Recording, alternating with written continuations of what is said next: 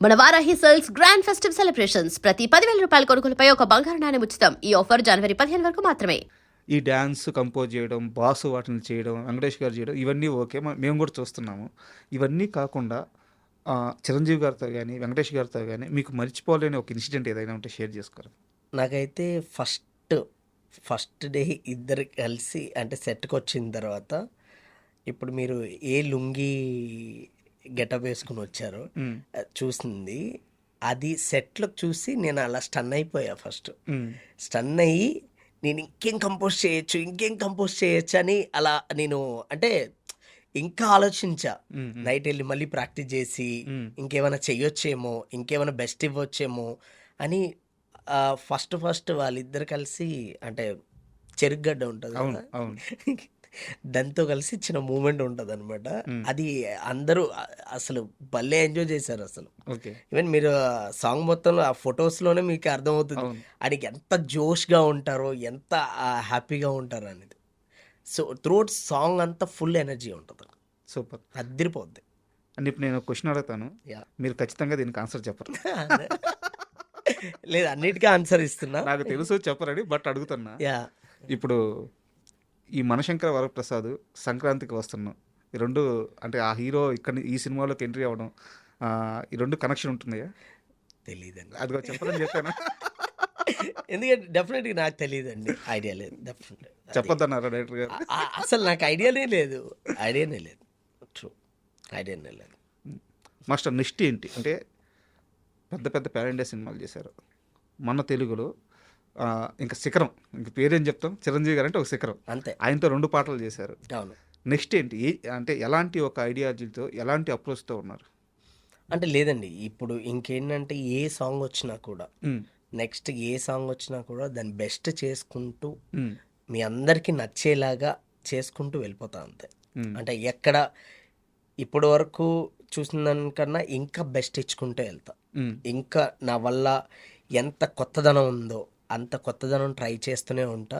ఇప్పుడు ఇంతమంది నన్ను అప్రిషియేట్ చేస్తున్నారు, మా పక్కింటి అబ్బాయిలాగా మేము ఫీల్ అవుతున్నావు నువ్వు సక్సెస్ అవుతుంటే అని అంటున్నారు. ఇంకా చేస్తాను, ఇంకా మంచి పేరు తెచ్చుకుంటాను. డెఫినెట్గా మీ అందరికీ గుర్తుండిపోయేలాగా అయితే మంచి సాంగ్స్ ఇస్తాను. సార్ నేను కంపేర్ చేయట్లేదు, యాక్చువల్గా నేను అడగాల్సిన క్వశ్చన్ ఇదే. మీరు ఏమైనా ఇబ్బంది పడతారేమో అని చెప్పి ఇండైరెక్ట్గా అడిగాను, మీకు అది అర్థం కాలేదు. చాలా స్ట్రైట్గానే అడుగుతాను. ప్లీజ్. ఈ రోజుకి మీరు ఆ టాప్ లీగ్లోకి వచ్చేసారు. అంటే శేఖర్ మాస్టర్, జానీ మాస్టర్ ఎవరైతే ఇప్పుడు ఇండస్ట్రీని దున్నేస్తున్నారో మీరు ఆ లీగ్లోకి వచ్చేసారు. ఇప్పుడు మీరు ఈ కాంపిటీషన్ తట్టుకోవాల్సి ఉంటుంది. సో ఎలా ప్రిపేర్ అవుతున్నారు? డెఫినెట్గా అండి, అంటే ఎప్పుడు కూడా కాంపిటీషన్ ఉంటేనే బాగుంటుందండి. 100% కాంపిటీషన్ ఉంటేనే బాగుంటుంది. మనం ఒక బెస్ట్ ఇవ్వాలి, వాళ్ళు బెస్ట్ ఇచ్చారంటే వాళ్ళకన్నా బెస్ట్ ఇవ్వాలని కోరుకుంటాం. మీకు ఏమన్నా కాల్స్ వచ్చినాయి వాళ్ళ నుంచి, అప్రిషియేషన్ కాల్స్ ఏమన్నా? యాక్చువల్లీ శేఖర్ మాస్టర్ కాల్ చేశారండి. శేఖర్ మాస్టర్ కాల్ చేసి చెప్పారండి, విజయ్ బాగా చేసావు, విజయ్ మీసాలు పిల్ల చేసినప్పుడు బాగా చెప్పారు. మేము అప్పుడప్పుడు కలుస్తుంటాం actually Shekhar master. So Shekhar master నాకు ఒక బ్రదర్ లాగా ఆయన. సో ఆయనతో ఎప్పుడు నాకు మంచి రిలేషన్. మీరు ఒకటి అబ్జర్వ్ చేశారా, ఇప్పుడు శేఖర్ మాస్టర్ కానీ, జానీ మాస్టర్ కానీ, ఇప్పుడు మీరు కానీ ఇలా సూపర్ సక్సెస్ అవుతున్న ఇప్పుడు ట్రెండింగ్లో ఉన్న కొరియోగ్రాఫర్లు అందరూ కూడా ఒకప్పుడు డీ షో నుంచి వచ్చిన వాళ్ళే. అవునండి, అవును.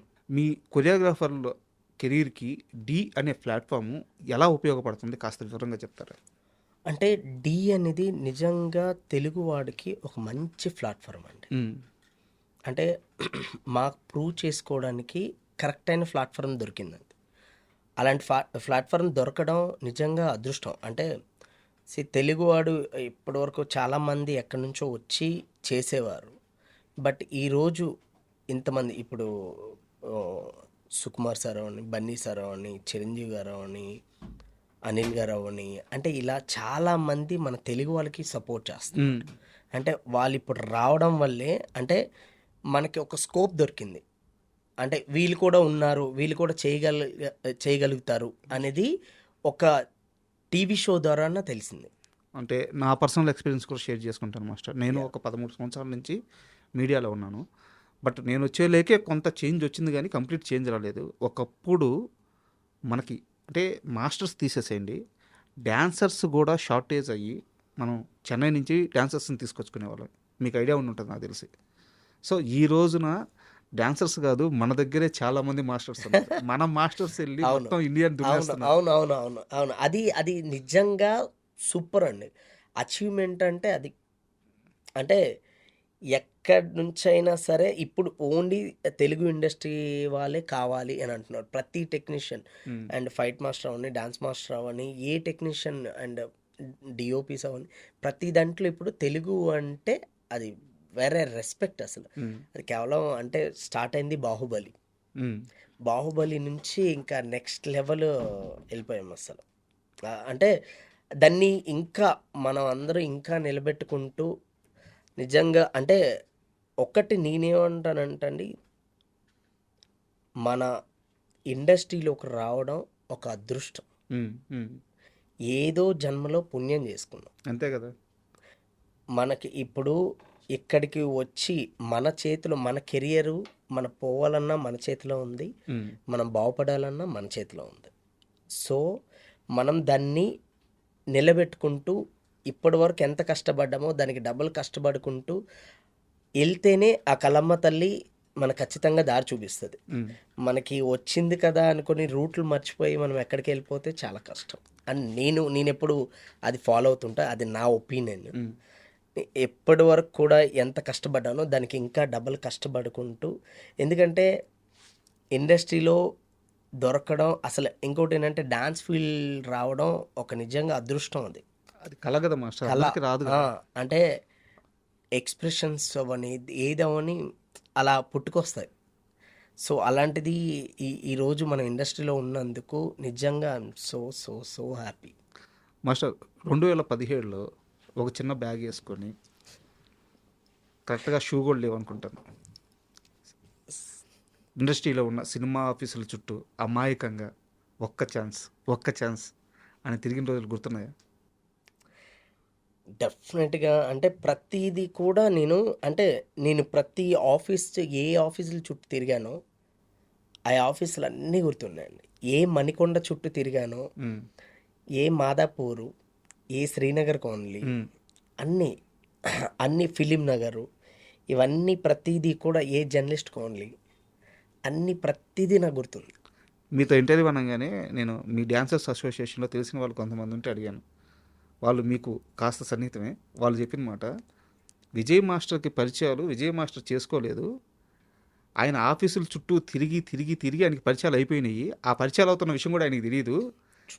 నా విజయ్ మాస్టర్ ఇండస్ట్రీలో తిరిగిన సినిమా ఆఫీసుల చుట్టూ ఏ మాస్టర్ తిరిగి ఉండడు అని చెప్పారు.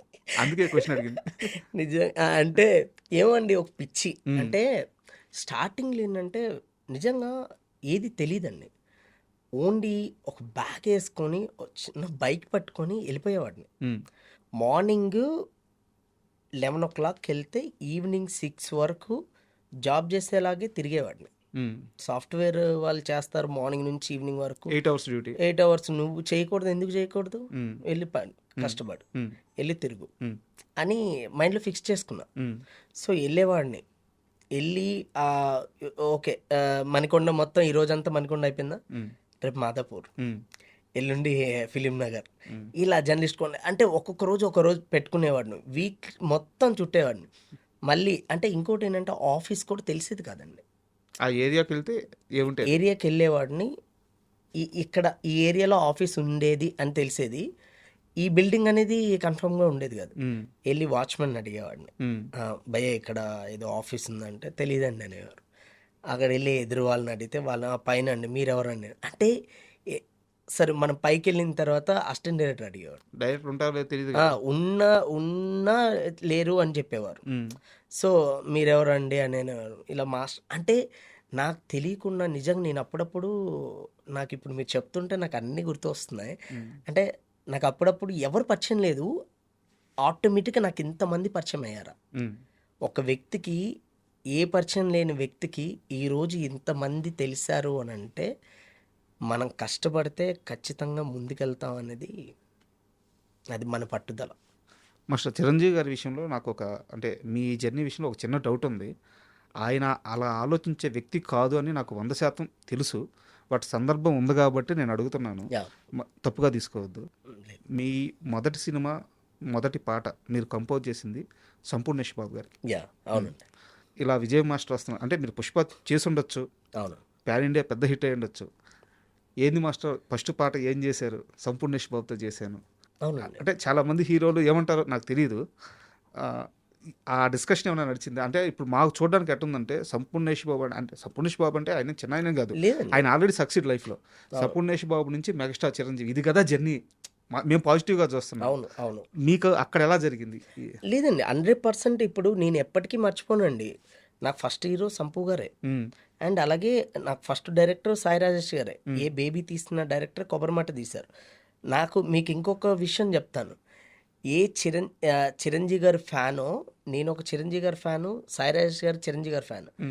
నా ఫస్ట్ సాంగ్ ఓకే అవ్వడానికి చిరంజీవి గారి డెమో చూసి. అవునా? ఎస్.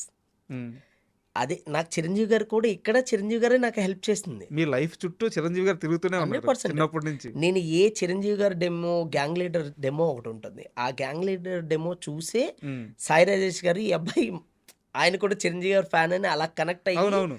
సో ఆయన కూడా అలా సాంగ్ ఇచ్చి అప్పుడు కంపోజింగ్ చేసి ఆయన చూపిస్తే, మాస్టర్ మీరు ఏం చేస్తారో నాకు తెలియదు, ఆయన బాగా చేయాలని ఇంకా అలా స్టార్ట్ అయింది. చూడండి ఇక్కడ కూడా చిరంజీవి గారు నా ఫస్ట్ సాంగ్లో కూడా నాకు చిరంజీవి గారే ఉన్నారు. చెప్పారా ఎప్పుడన్నా చిరంజీవి గారికి ఇలా సార్ మీ పాట వల్లే నాకు ఫస్ట్ సాంగ్ వచ్చింది? 100% చెప్పారా ఎప్పుడన్నా? లేదు, చెప్పలేదండి. అది కుదరలేదు, బిజీలో ఉన్నప్పుడు. అంటే చిరంజీవి గారు కొన్ని మాటలు చెప్పారండి. ఈవెన్ మన సాంగ్ జరిగేటప్పుడు నార్మల్గా అంటే ఇప్పుడు ఉన్నదానికన్నా ఇంకా కష్టపడుతూనే ముందుకెళ్ళు. అండ్ ఇంకోటి ఏంటంటే మనకి సక్సెస్ వస్తుంది అంటే బయట మన గురించి 10 మంది మాట్లాడుతున్నారంటే డెఫినెట్గా మనం మంచి సక్సెస్లో ఉన్నాము అని అర్థం. సో వాళ్ళు ఎవరి గురించి పట్టించుకోకుండా మన పని మనం చేసుకుంటూ ముందుకెళ్ళిపోవాలి. అండ్ ఒకటేంటంటే నిజంగా మెగాస్టార్ అని ఊరికే అనరండి, లెజెండ్. ఇప్పటికీ ఆ టైమింగ్ సెన్స్ అవన్నీ, అండ్ ఆయన వచ్చారంటే వర్క్ తప్ప వేరే ఆలోచన ఉండదు. అండ్ ఒక్కసారి వచ్చారంటే సెట్లోనే ఉంటారు. అది క్యారీవ్యాన్లోకి వెళ్ళడం ఇట్లాంటివి ఏమి ఉండవు, మొత్తం అబ్జర్వ్ చేస్తుంటారు. అసలు మనం ఏం కంపోజ్ చేస్తున్నాం, ఎలా చేస్తున్నాం, ఆయన అక్కడ చూసుకొని కూడా మూమెంట్ చూస్తారు. అంటే అంటే ఇప్పటికీ మనం అంటే మన జనాల కోసం, మన అందరి కోసం ఆయన ఇంకా కష్టపడుతున్నారంటే 70 yearsకి మీరు నడుస్తారో నేను నడుస్తామో తెలియదు, అసలు ఉంటావో లేదో కూడా గ్యారెంటీ లేదు. ఆయన ఇప్పటికీ మన అందరి కోసం ఇంత హార్డ్ వర్క్ చేస్తున్నారంటే మాస్టర్ మీరు అంటే బాస్ గురించి చెప్పారు కాబట్టి అయితే ఇక్కడ నేను స్ట్రైట్గా అడుగుతున్నాను. ఇక్కడ ఒక చిన్న డిస్కషన్ నడుస్తుంది ఈ మధ్య. చిరంజీవి గారి డ్యాన్స్ని అంటే అదొక ప్రాణంగా భావించే వాళ్ళు, చూసి ఆనందపడిపోయే వాళ్ళు కొన్ని కోట్ల మంది ఉంటారు. అయితే కొంతమంది మాత్రం ఈ మధ్య చిరంజీవి గారు సినిమాలు సెలక్షన్ స్టైల్ మారిస్తే బాగుంటుంది, ఆయన ఇలా డ్యాన్సులు కాకుండా ఒక విక్రమ్ టైప్ సీరియస్ సబ్జెక్ట్స్, ఒక థీమ్ సబ్జెక్ట్స్ కానీ చేస్తే అదిరిపోద్ది. అంటే ఈ చిరంజీవిని ఇన్ని సంవత్సరాలు మేము చూసాము, ఈ యాంగిల్లో చిరంజీవి గారిని చూడాలనుకుంటున్నాం, ఆయన ఆ సీరియస్ మోడ్ మూవీస్ చేయాలి అని చెప్పేసి చాలామంది కూడా కోరుకుంటున్నారు. సో చిరంజీవి గారిని ఎలా ఉంటే జనాలకి నచ్చుతారు ఎక్కువ? సార్ నేను ఒకటే అంటున్నాను, 150 సినిమాలు చేసిన చిరంజీవి గారు ఆయన తెలీదండి.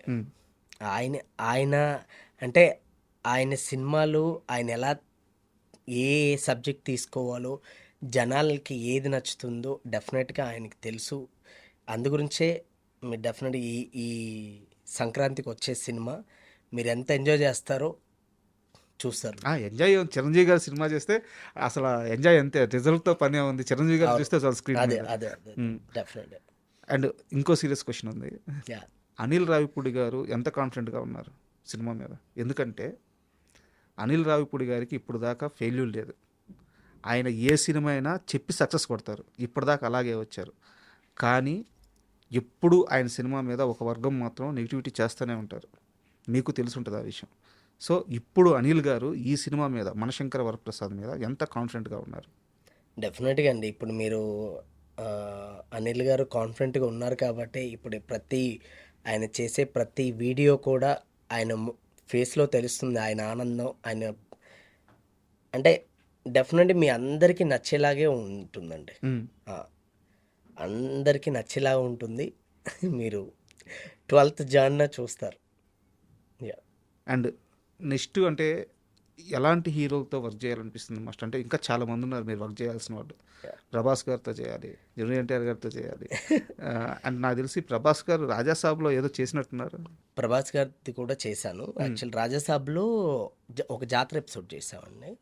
మీకు ఈ ట్రైలర్లో కూడా చూస్తారు, చూసి ఉంటారు. సో ఆ సీక్వెన్స్ చేసాం అండ్ కొన్ని సీక్వెన్స్ చేసాం. బామా ఎపిసోడ్ అంతా చేసాం యాక్చువల్లీ. డెఫినెట్లీ మీ అందరికీ నచ్చుతుందండి. అండ్ ప్రభాస్ గారు కూడా నా వర్క్ చూసి కూడా ఆయన కూడా అప్రిషియేట్ చేశారు. చాలా బాగుంది మాస్టర్ అని చెప్పారు. ప్రభాస్ గారితో కూడా ఒక 2 hours కూర్చున్నామండి. ఆ 2 hours నేను చికెన్లో ఎన్ని ఐటమ్స్ ఉంటాయని నేను ఫస్ట్ టైం చూసా. ఓకే, మీరు కూడా ఆ బాధితుడా? యా అండ్ అంటే ప్రేమే ఎంత ప్రేమ అంటే నేను నిజంగా చాలా స్వీట్ పర్సన్ అండి. అంత స్వీట్ పర్సన్ నేను ఇప్పటిదాకా ఎప్పుడు కలవలేదు. చాలా స్వీట్ పర్సన్, చాలా మంచిగా అనిపించింది అసలు. చెప్పండి, కొంచెం డీటెయిల్గా చెప్పండి. ఎలా పెట్టారు?